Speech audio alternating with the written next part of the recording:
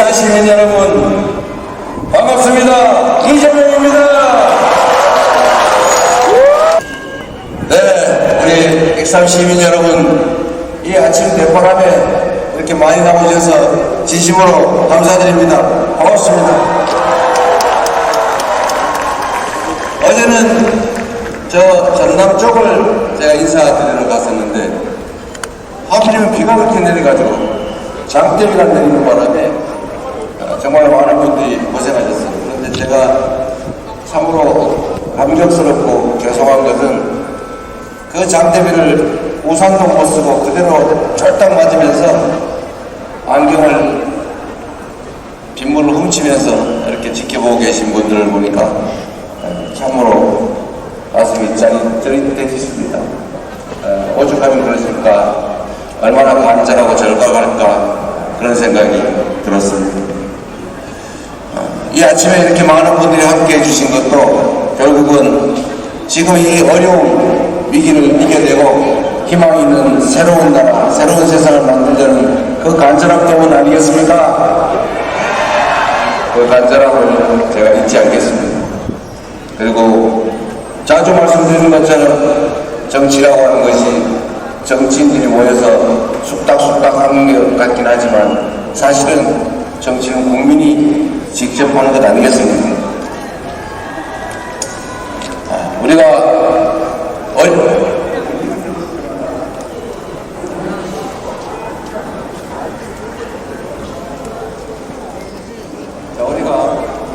괜찮아요? 우리가 어려움을 겪거나 위기를 겪을 때마다 또 바뀌었는데 괜찮아요? 네, 이 정도 괜찮겠습니다. 네, 우리가 어려움을 겪고 위기를 겪을 때마다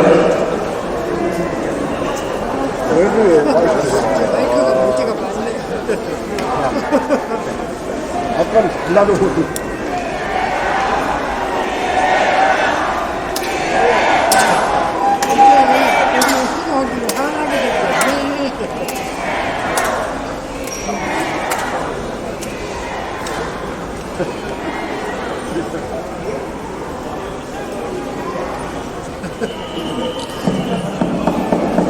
네, 이 자꾸 볼륨이 올라가니까 에코가 들어갔다 나왔다.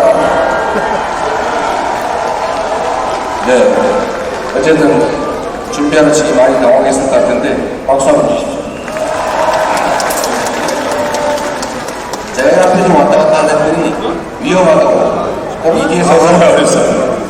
죄송합니다. 그렇게 하도록 하겠습니다. 배셔도 되는데? 아니요, 조금만 안 이 전국이 동학혁명의 발상지 아닙니까? 이 동학혁명의 근본 사상은 사람이 곧 하늘이다. 대동 세상 모두가 함께 어우러져 존중하고 함께 살아가는 세상, 그 세상을 꿈꿨던 것이 바로 동학혁명 아니었겠습니까? 이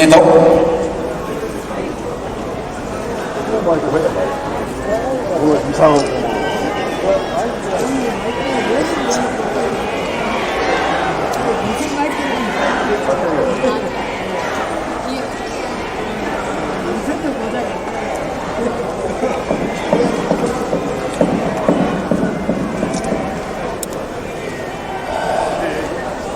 네, 이게 자꾸 시스템이 불안정해서 자꾸 꺼졌다 켜졌다 그러는 것 같습니다.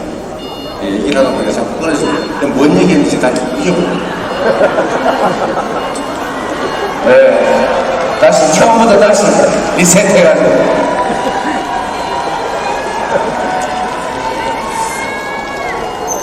왕이 세상의 모든 것을 소유하고 백성이 왕의 소유물인 그 시대에도 왕들이 그런 걱정을 했습니다. 자식들한테. 백성은 물과 같고 임금은 배와 같아서 배를 띄우기도 하지만 배를 뒤집기도 한다. 백성을 하늘처럼 여기고 백성의 마음 인심이 곧 천심 하늘의 뜻이다. 이렇게 가르쳤죠. 왜 그랬을까요?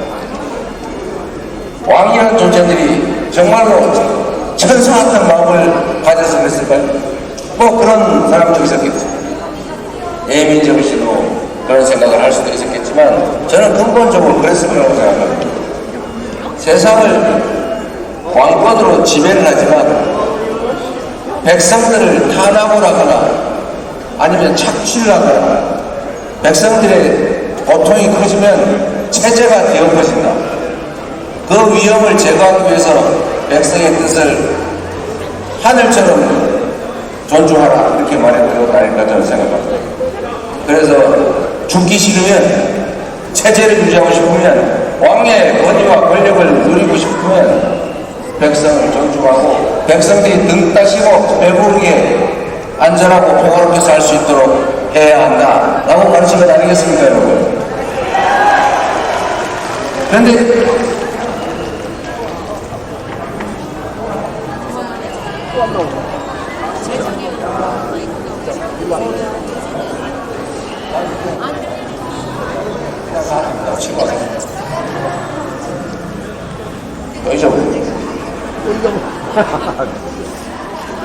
그런데 이 백성들이 더 평화롭고 안전하게 또 등 따시고 배부르게 사는 것을 왕의 최고의 책임, 관리들의 최고의 책임으로 정하지만 가끔씩은 이기적이고 무책임한 그런 사람들이 나타나지 않습니까?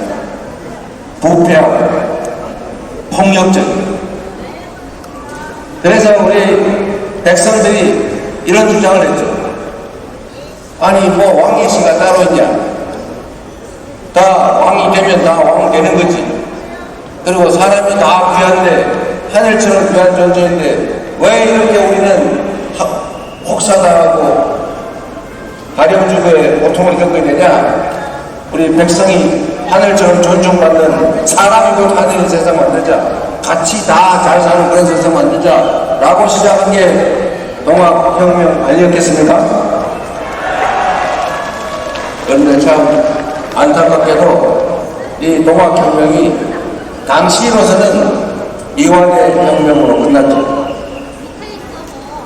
일본군, 반군 연합군에게 결국은 우금치고기에서 전멸당했습니다. 그러나 그 정신은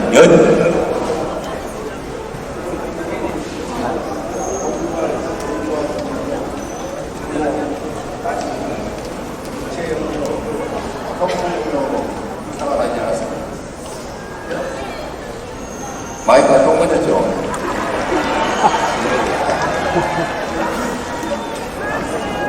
네. 그런데 그 동학혁명의 정신이 결국은 지금 12월 3일 그 내란의 밤에 윤석열 일당이 저지른 비상계엄 친위 군사 쿠데타를 제압했습니다. 역사 속에 사라져간 동학혁명군들의 영혼,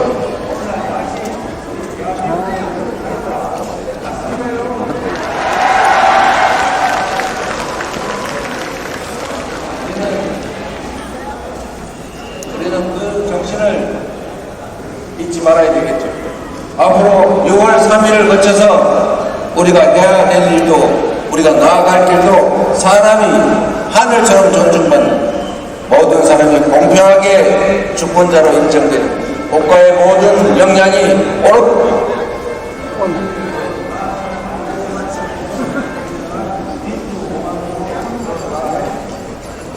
그 길을 열어줄 사람이 바로 누구입니까, 여러분?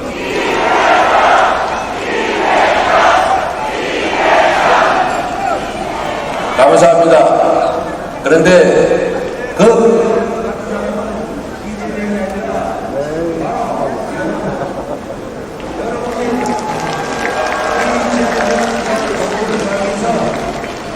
여러분이 원하는 세상을 만들어가는 것이고 왕의 시대에도 백성이 나라의 주인이다 이런 생각을 하는 사람들이 목숨 걸고 싸웁니다. 민족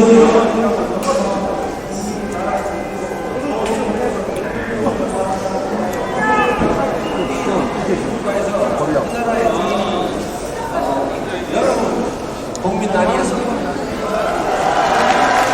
그래서 국민이 주인인 나라, 국민이 행복한 나라를 만들어야 되는 것이고, 그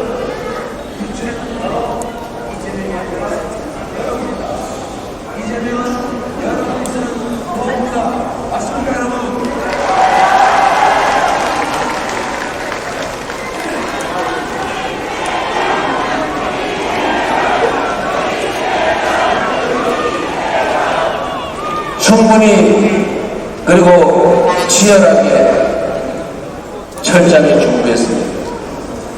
성남시를 똑같은 조건에서 전혀 다른 도시로 바꾼 것처럼 경기도를 똑같은 공무원, 똑같은 조건에서 전국에서 가장 인정받는 경기도로 만든 것처럼 맨날 편갈라 싸우고 당원 의사와 관계없이 개파 정치에 찢어지고 갈라지고 보수 언론에 놀림감이 되는 그 민주당, 이제는 당원이 중심이 돼서 국민을 중심에 둔 진정한 민주정당으로, 수권정당으로 총선에서 압승한 이기는 정당으로 다시 만드는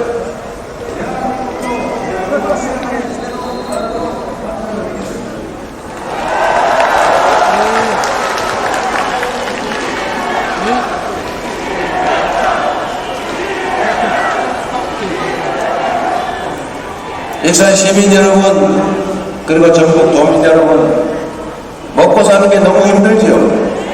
경제 저녁 때 갈 거예요. 3시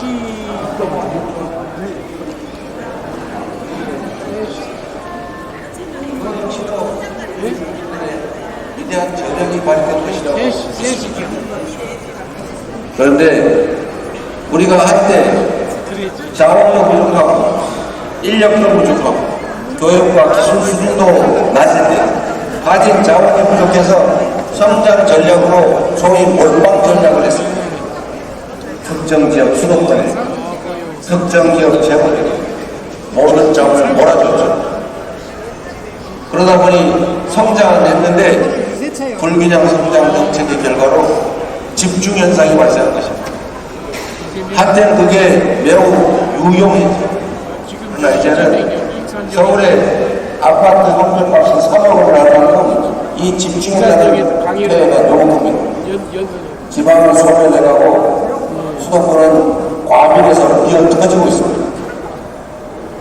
지금 상태로 수도권 집중이 계속되면 이 나라는 지속적으로 성장 발전하는 게 불가능해집니다.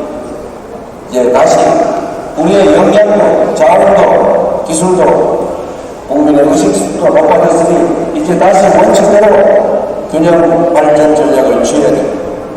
이거는 지방에 대한 배려가 아니라 국가가 대한민국이 지속적으로 살아가기 위한 필수 전략입니다. 이해하시겠습니까, 여러분? 당연히 이해하고 있겠죠. 안에서 열받고 있겠죠. 제가 전국을 올 때마다 그 얘기를 듣습니다. 사실 서울에서 저 광주 전남 가려면 그거 지나가야 되잖아요. 돌아갈 수가 없잖아요. 그래서 먼저 그 전국을 들렀다가 광주를 가자. 그러면 가는 길에 들렀냐?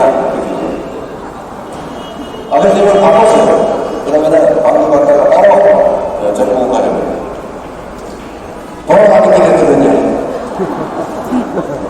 그래서 제가 이렇게 되었어요. 그럼 며칠간 강북을 두자. 전국 갈 때하고 전남 광주 갈 때. 그랬더니 역시 똑같은 얘기를 해요. 저는 그 마음을 이해합니다. 소외감이죠.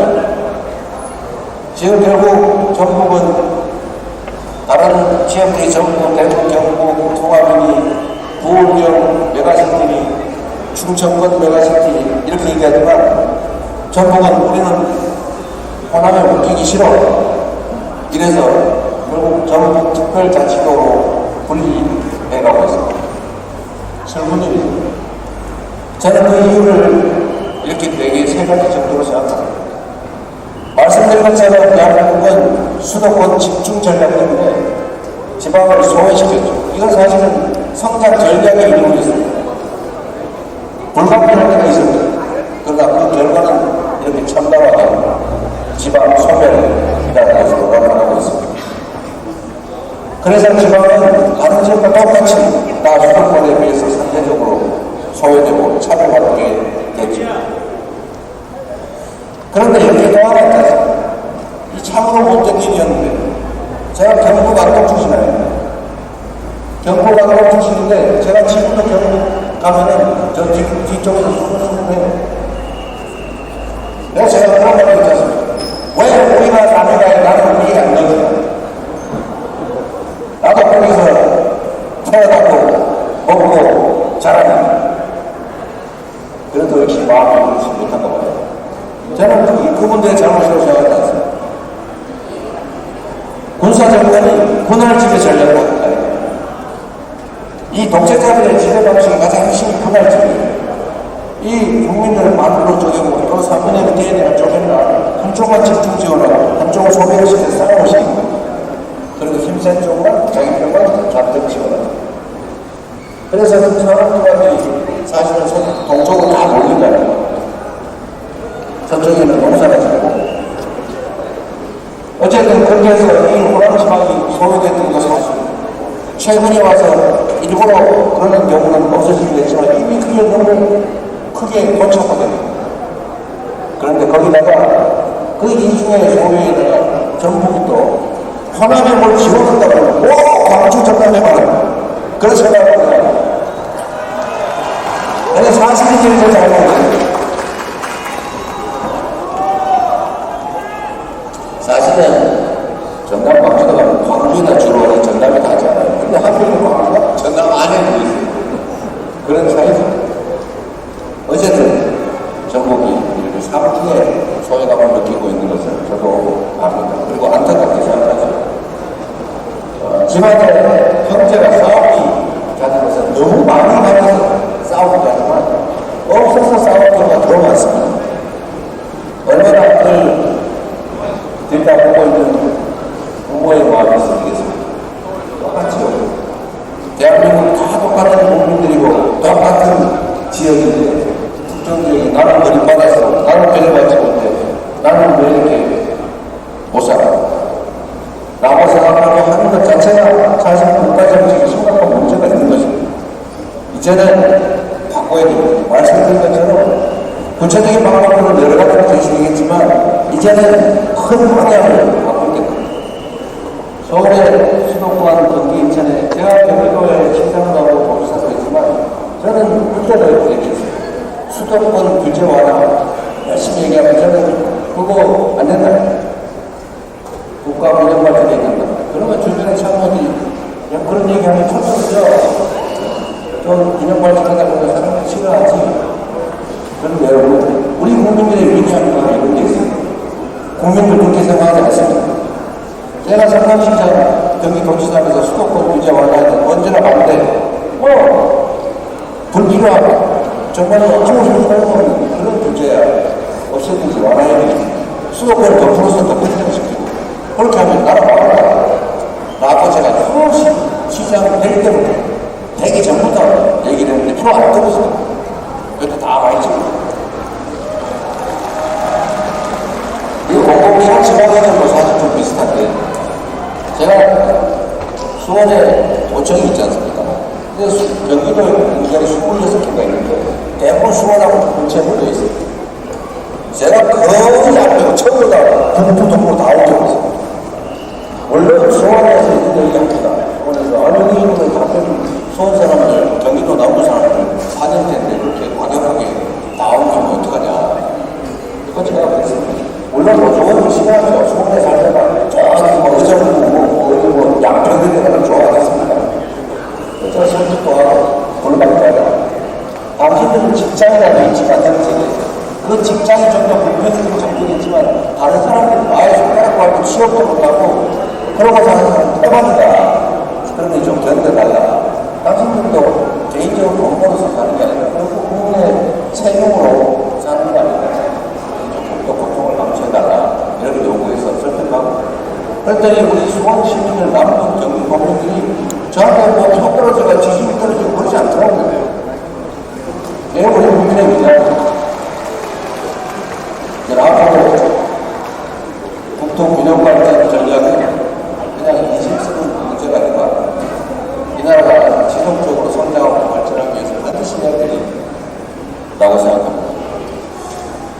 제가 이런 얘기 했더니 그냥 빈말로만 하는 거지. 이렇게 그래서 조금 더 구체적인 그냥 말씀을 드리면, 그러면 뭘로 먹고 살 거냐? 그냥 말로 하자고 하니까 그게 쉽지가 않죠. 기업들한테 제가 아니 저기 호남이나 아니 경남 그런 데 가서 기업하시면 좋지 않습니까? 이러면 우리도 그렇게 하고 싶지요. 뭐 땅값 싸고 물가 싸고 이건 좋은데 사람을 구할 수가 없습니다. 이런 얘기입니다. 그 사람이 왜 없습니까? 대학 졸업하고 다 서울로 간대요. 그러니까 서울 가는 사람한테 물어가 있어요. 왜 서울로 가냐? 여기 영화를 때도 없고요. 연애할 때도 마찬가지고요. 이해가 없어요. 점점 나빠질 것 같아요. 희망이 없어요. 충분히 이해되지 않습니까? 근본적으로 모든 게 얽혀 있어요. 이제 뭘 얘기합니까? 첫 번째, 인재 양성 여건을 만들어야 됩니다. 그래서 우리가 어젠가 발표했는데, 번역별로 거점 국민들을 이대적으로 육성하자. 제가 이거 사실 참 심각한 문제인데, 정치라고 하는 게 역강부양적인 아닙니까? 특별한 희생을 치르는 지역이나 사람에게는 상황과 특별한 부상에 대해서 균형을 맞춰줘야 되는 건 맞죠. 그런데 이 나라는 이상해요. 서울대는 전국대회보다 학생 1인당 지원 예산이 2~3배가 많아요. 왜? 왜 그래요? 1인당 예산이 서울대는 한 5~6천 되면 여기는 한 2,200~300 정도? 왜 그래요? 그래서 이거를 일단 균형을 맞추고 이걸 뺏어서 하는 건 없고, 뺏으면 난리 나잖아요.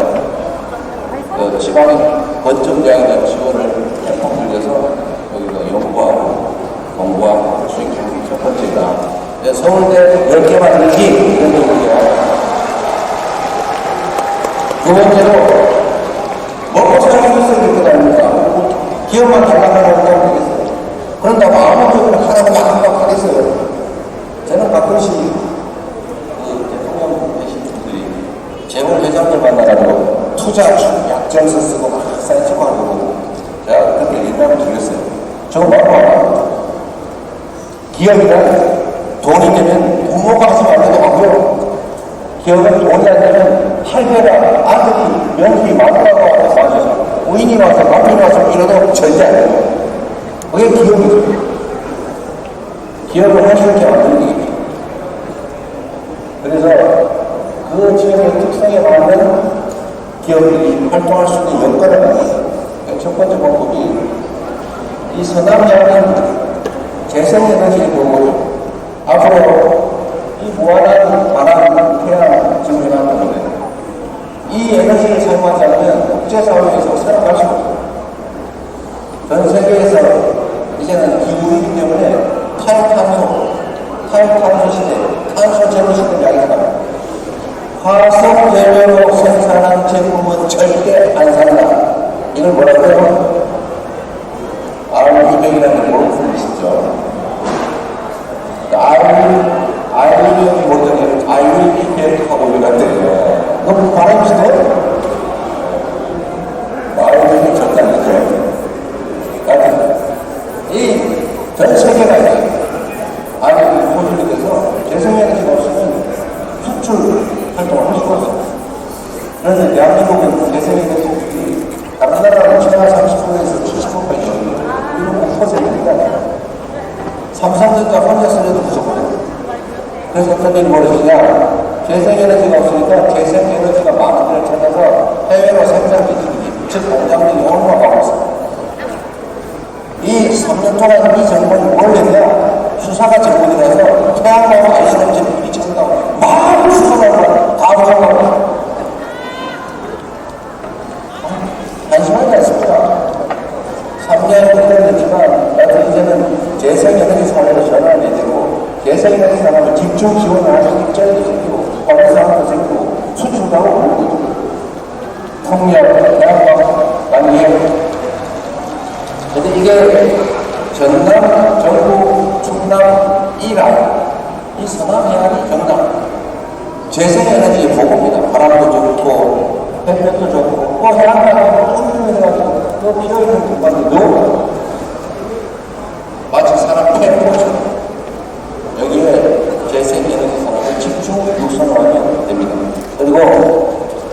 재생에너지를 생산해가지고 내가 에너지 고속도로라고 하는데 제가 아무 데서나 재생에너지를 생산할 수 있게 도로를 조용하게 송폐점을 촘촘하게 깔아준다는 고속도로라고 해요. 그런가? 서울로 그런 고속도로라고 해요. 이런 오해를 하시는데 그건 아닙니다. 소용입니다.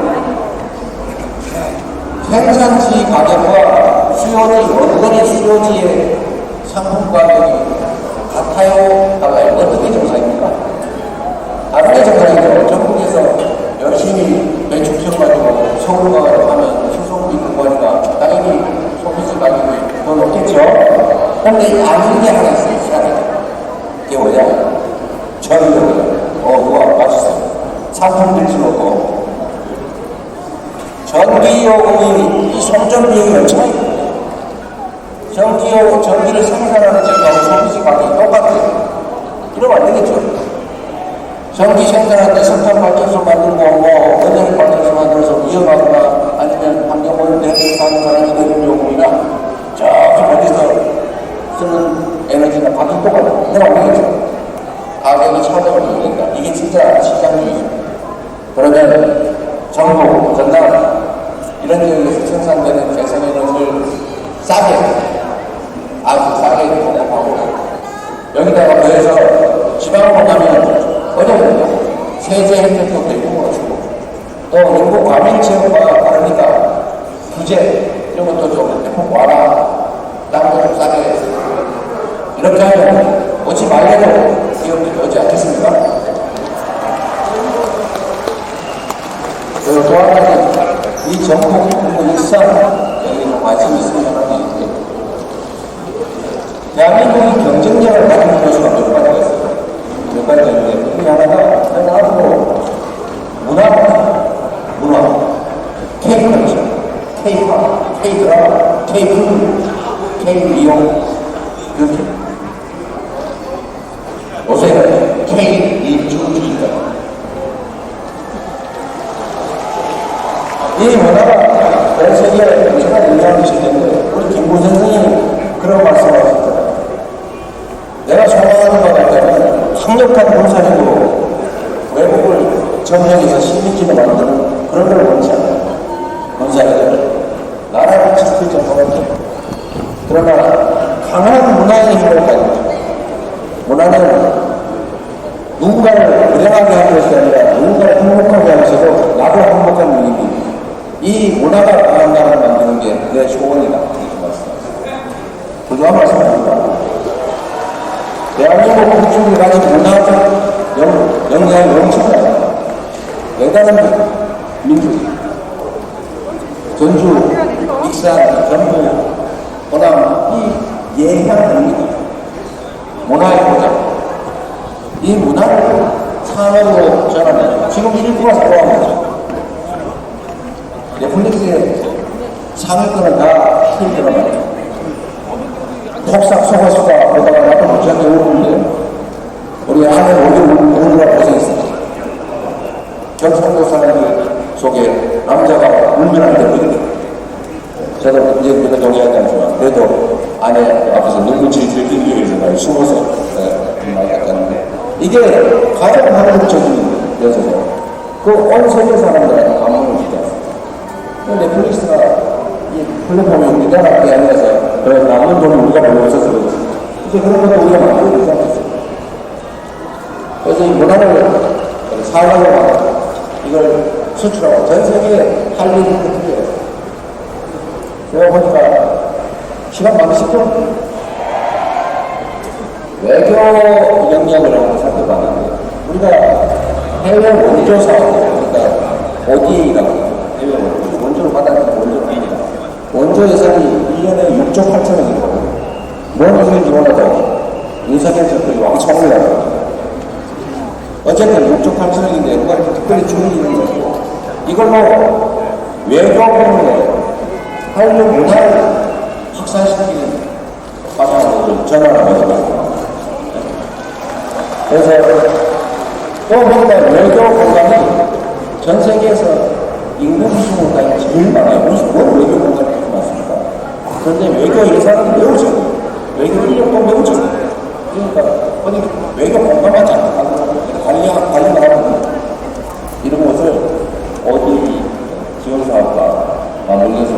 한류를 알리는 그런 문화 거점으로, 한류 거점으로, 기업 활동 거점으로 만들면 좋지 않겠느냐. 하여튼 하나의 예인데, 하여튼 문화산업 양분은 큰 비중을 차지할 거고, 대한민국이 전 세계를 석권하는 K 이니셔티브의 첫 번째 K컬처 산업이 되지 않을까 싶어요. 그 중심이 저는 전국이 될 수 있다, 이렇게 생각하는 거죠.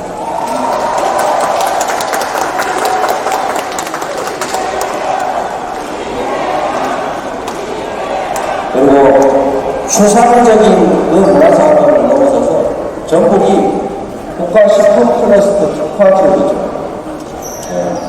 여기를 K푸드, 요새 여러분 그거 아시죠? 원래 김을 우리나라 말고 별로 안 먹었어요. 이 프로틴까지 바다에 나오고 그걸 왜 먹어, 도대체? 근데 요새 김밥이 수출이 돼가지고 전 세계에서 한국 김에 대한 수요가 욕폭증을 했습니다. 한국 김, 원래 일본이 좀 먹다가 이제는 유럽까지 정말 좋아해가지고 김밥, 이렇게 맛있었어? 김밥 수출 폭증하고 있습니다. 비빔밥. 옛날에는 김밥 우리나라 같은 거 다른 사람 안 먹었잖아요. 한국 음식이 건강식으로 세계 최고입니다. 그럴 수밖에 없잖아. 근데 이게 요즘은 포장 수출이 가능한 수준이 발전합니다. 전주 비빔밥 하나야 됩니다. 전 세계 산들 전주 비빔밥 하나야 됩니다. 바로 이게 새로운 산업거든요.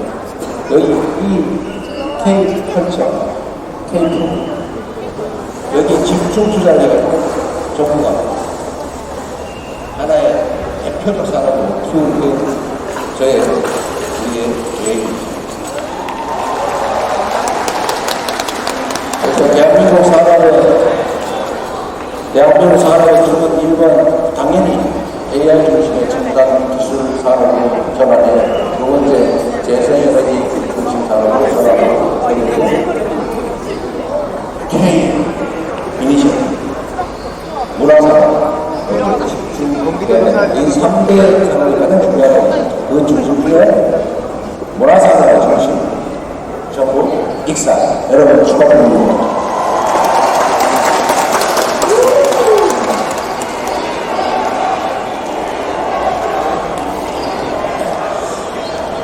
역시 먹고 사는 문제가 제일 중요하죠. 우리가 뭐 특별한 걸 바라니까 일 따시고 배부르고 아이들 건강하게 잘 키우고 너무 걱정하면 되는 건 아닙니까? 그렇게 만드는 게 정부가 정치가 할 일인데 오히려 국민들이 정치 걱정을 하고 있어요.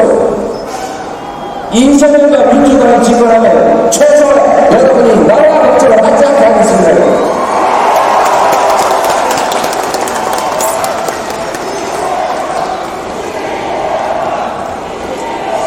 그리고 말씀드린 것처럼 우리 국민들은 위대한 역량을 가진 국민들이에요.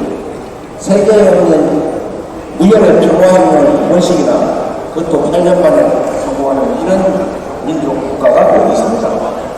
우리밖에 없어요. 이 엄청난 저력을 한 대로 모아서 뭔가 방향을 잡고 힘을 합쳐서 같이 가면 저는 지금의 이 위기를 이겨내는 것 새로운 해방을 만드는 것, 대한민국이 완전히 새로운 나라로 가는 것, 저는 얼마든지 나아가랍니다. 그게 출발점 바로 6월 3일입니다. 맞습니까, 여러분? 그러려면, 네, 감사합니다. 그러려면, 불필요한 것들을 가지고 에너지 싸움을 하지 말아요. 저는 정치인들이 다투는 거 당연하다고요. 정치인들이 특정 국민들을 대표하는 겁니다. 당연히 농민을 대표하는 농민 대표가 저기 수출기업 대표하는 그 대표하고 당연히 싸우는데 감정 가지고 진짜 미워하고 하고 죽이라고 안에 진짜 기회들 싹 제거해버리고 그런 일 있어요? 그런 생각하는 정치인이 이상한 겁니다. 공적인 일을 하는데 그게 자기 사적 이해관계와 직접 관련이 있는 게 아니라면 그거 뭐 우리 죽이니까 있습니까? 그리고 얘기해보고 최대한 정보보고 안 되면 국민이 위임한 데 따라서 토론해보고 안 되면 최종적으로 다수결로 결정하고 따라주고 또 다른 얘기하고 왜 되는 거 아닙니까? 근데 제가 이렇게 가보니까 진짜 싸우고 있어요. 진짜 미워해요. 우리 대학생들은 왜 전화가 안 받아요? 어디 오시는 거예요? 다행이에요.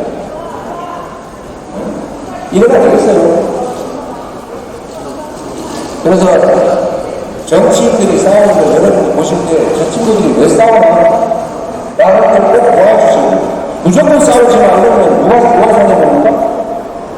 선한 사람이 손해보는 선의를 가지고 제대로 하는 사람하고 악의를 가지고 반칙하는 사람이 싸우면 둘 다 싸우지 마, 둘 다 한다 이러면 누가 손해요? 바로 여러분 자신이 손해입니다. 여러분을 대표하는 여러분 대표 선수가 부당하게 얻어맞고 옛날에 그런 거 있었잖아요. 김일 레슬링 할 때 그 재미로 했다는 걸 나중에 알았는데 병뚜껑으로 치고 이거 되겠어요? 어느 춤에 막 이상하고 중부중부하는 막 이걸 치고 안 되죠? 마찬가지로 정치도 싸우지 말라고 하는 게 아니라 왜 싸우냐고 해야죠. 그래서 잘못된 짓거리 하는 그런 못된 정치인이 있으면 책임을 물어줘야 하는 것입니다. 왜 양비를 합니까, 양비를? 물론 그런 경우도 있어요. 둘 다. 그것도 가져봐요. 국민을 대표해서 일하는 공익, 그 공익들에 대해서 엄정하게 관여하면 좋겠다. 그리고 정치인들이 평가가 싸우더라도 국민들이 평가가 싸우는 없지 않습니까? 말씀드리지만 정치인이란 우리가 쓰는 일꾼이에요. 우리가 쓰는 대리, 고용한 사람, 우리를 위해서 일해야 될 의무가 있는 고용된 사람인데 이 사람들이 파란색 옷 입고 빨간 옷 입고 싸운다고. 아니 이 주인까지 파란색 입고 빨간 옷 입고 싸우는 게 뭐 있어요? 좌측이니 우측이니 보수니 진보니 그게 뭔 상관이 있습니까? 물론 가치 지향이라고 하는 게 필요하죠. 이 가치를 좀 무시하자는 게 아닙니다. 현실의 삶에서는, 현실 정치에서는 국민의 삶이 더 중요한 거예요. 오직 모든 기준은 국민의 삶, 나라의 일. 그래, 김대중 대표님께서 하신 말씀 있지 않습니까? 금과 옥조 같은 말씀이죠. 상인의 현실 감각을 무시하고 선비의 뭐랄까 문제의식을 잊지 말자. 양자가 좋아하는 거거든요. 그래서 영남이니까 나는 영남 무조건, 호남에서 나오는 무조건, 빨간색 좋아하니까 뭐 우리 부모를 죽인 원수라도 빨간색 좋아, 파란색 이런 거 합니다. 그럼 결국 국민조선이 나가 있습니다. 우리 국민 여러분, 전국 도민 여러분, 국산 시민 여러분 너무 잘해주고 계세요. 좀 더 외우고 잘 알아보는 겁니다. 그래서 제가 사설이 좀 길었는데 누가 항상 소개시키려고요. 왜 누구냐면 예전에 이 국민의힘이 정말 진정한 보수 정당으로 자리 잡기를 바랍니다. 그런데 국민의힘은 위험하고 안타깝게도 보수 정당이라고 지금까지 불려왔는데 실제로 그 내용은 보수가 아니라 소구, 땡통, 또 반동 이런 많이 이해하기 집단이 뭐가 있어요. 그리고 노력이라고 얘기했는데 아예 요즘 보니까 우리 원래 보수 아니야, 우리 원래 소구야, 우리 이해 집단이야 이렇게 하는 거예요. 아니 지금 광주 5월달에 며칠 나갔는데 정호영을 영입을 합니까? 광주 5.18 부산대학으로 그 수없이 많은 사람을 살상했던 공수부대 지휘관 정호영을 영입을 했대요. 그래서 요걸 나름대로 취소했다는데 너무 황당한 거 아닙니까? 좌우의 화합도 중요하고 정말 보수, 가짜 보수 정당에서 진짜 보수 활동해보려고 노력하다가 사실상 쫓겨난 김상우 의원 알겠습니다. 박수 한번 해주십시오.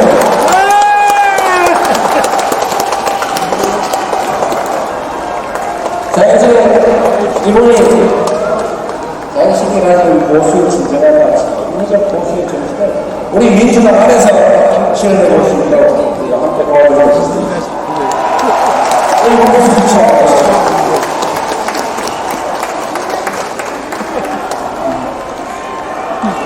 고맙습니다.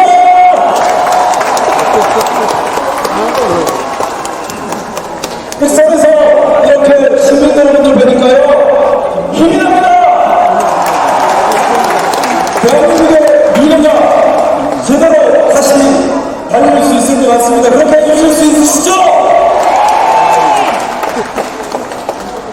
진보, 보수, 우리 진영 얘기 많이 하는데요. 진영 얘기 많이 하는 사람들 특징이 뭔지 알아요? 일 안 합니다. 일해서 국민들께 돈 들여서 그래서 신뢰받고 지지받는 그게 귀찮고 안 하기 힘드니까 진영 나가서 진영에서 보호받으려고 하는 거거든요. 그러다 보니 밖에서만 들고 안에서만 들어서 새 만들려고 하는데요. 그런 사람들은 국민들을 주인으로 보는 게 아니라 도구로 보는 겁니다. 국민들을 주인으로 보시면 진영이 중요한 것이 아니고요. 진영도 보수 진보는 진영의 이야기가 아닙니다. 김리에 따른 얘기입니다. 보수의 기름, 보수의 역할, 진보의 기름, 진보의 역할. 그렇다면 보수와 진보를 같이 하는 거예요. 자, 그러면 제가 정말 깊이 생각하고 많이 찾아보고 연구했는데 우리 이재명 후보님이 보수의 가치를 기준으로 했을 때도 가장 보수의 기름 역할, 즉 우리나라 안정적으로 질서 지키고 원칙 지키고 민주주의 지키고 법치주의 지키고 공정사회 만드는데 가장 앞장서시고 실천하시는 분입니다. 동료시죠? 그러니까 AI 혁명, 로보틱스 혁명, 세상이 바뀌는데 어떻게 중심 잡을지, 어떻게 길을 개척해야 할지 고민하고 정책으로 내고 계시죠. 그래서 보면 참된 보수주의자면서 또 참된 진보주의자입니다. 근데 이건요, 기능과 역할로 보는 거예요. 진영으로 보는 거 아닙니다. 진영으로 정치를 나누는 사람들, 그 정치하시면 안 된다고 생각합니다. 여러분 동의하십니까? 대한민국이 보수, 진보 이렇게 진영 갈등이 아니라 정말 국민을 위한, 국민이 주인이 되는, 국민이 도구가 아니라 국민이 정말 주인이 되는 그런 나라 만들 대통령 누구라고 생각하십니까?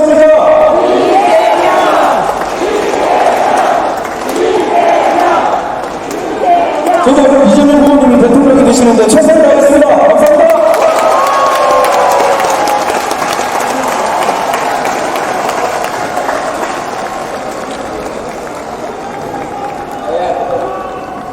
네, 우리 김상욱 의원 민주당에 오셔서 합리적인 보수의 가치를 잘 주장하고 실현해내기를 경례하는 의미로 박수 한번 부탁드립니다.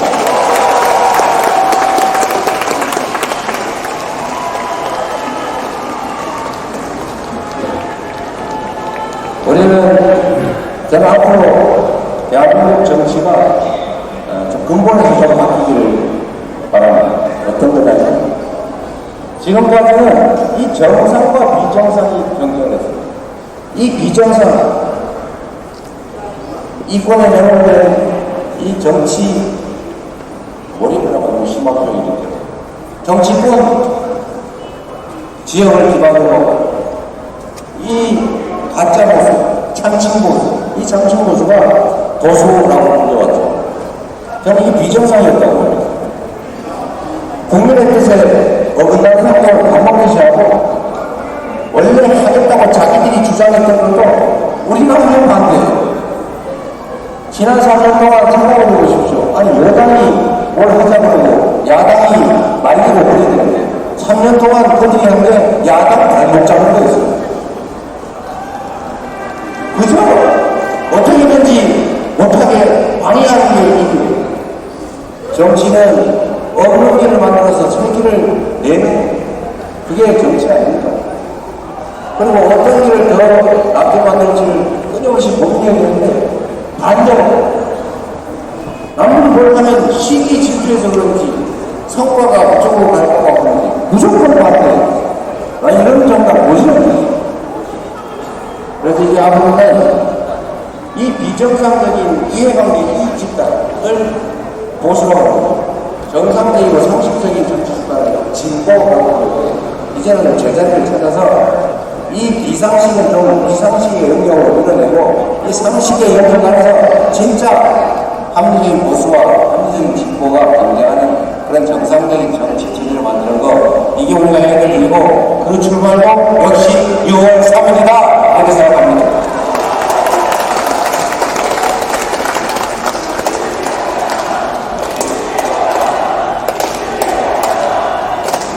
그래서 익산의 훌륭한 정치인을 받으실 때 우리 한병도 안 마시는 한병도 의원님,